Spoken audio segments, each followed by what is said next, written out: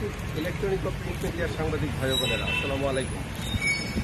আপনারা সকলেই অবগত আছেন, মহাপরিচালক বর্ডার গার্ড বাংলাদেশের সীমান্তবর্তী এলাকায় চোরাচালানকে জিরো টলারেন্স হিসেবে ঘোষণা করেছেন।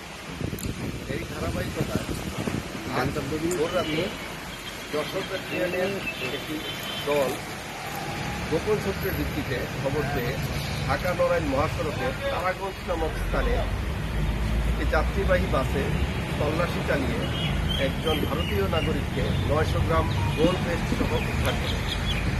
উক্ত ভারতীয় নাগরিকের কাছ থেকে গোল্ড পেস্ট ছাড়াও বেশ কিছু বৈদেশিক মুদ্রা জব্দ করা হয়।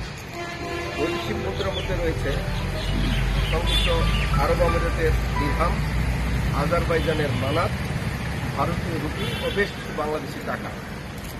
উক্ত গোল্ড পেস্ট বাংলাদেশ জুয়েলারি সমিতির দ্বারা নিরীক্ষণের মাধ্যমে খাঁটি সোনা বলে আমরা নিশ্চিত।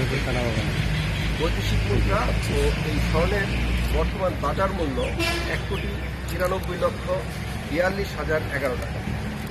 উল্লেখ্য, এই ব্যক্তি গত 2024 সন থেকে ভারত, মধ্যপ্রাচ্য, মিশর, বাংলাদেশ এবং পুনরায় ভারত এই রাস্তায় বেশ কয়েকবার গমনাগমন করেন। তিনি গত 20 এপ্রিল ভারতের মুম্বাই হতে দুবাইতে বিমানপথে গমন করেন।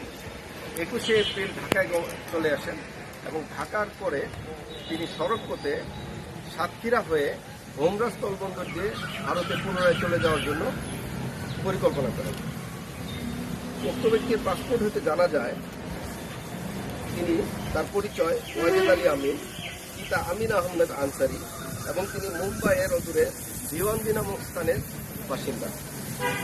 উক্ত স্বর্ণ এবং বৈদেশিক মুদ্রা বর্তমানে যশোর কোতোয়ালি থানা হয়ে যশোর ট্রেজারিতে জমাকরণের কার্যক্রম প্রক্রিয়াধীন রয়েছে। ধন্যবাদ।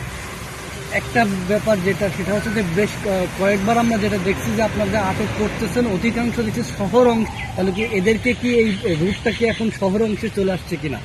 আপনারা দেখতে পাচ্ছেন যে কারবারিরা একটি প্যাটার্ন ফলো করে এবং আমরা তথ্যগুলো সেভাবেই পেয়ে থাকি।